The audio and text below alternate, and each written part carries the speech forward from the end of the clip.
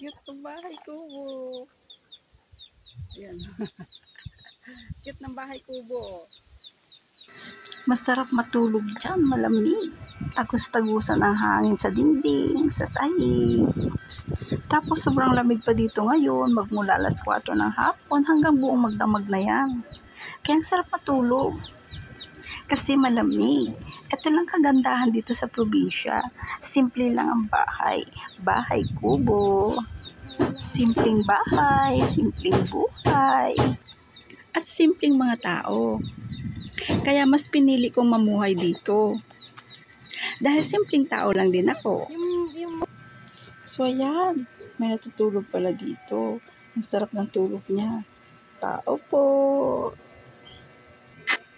Tao po. Ah, ayan.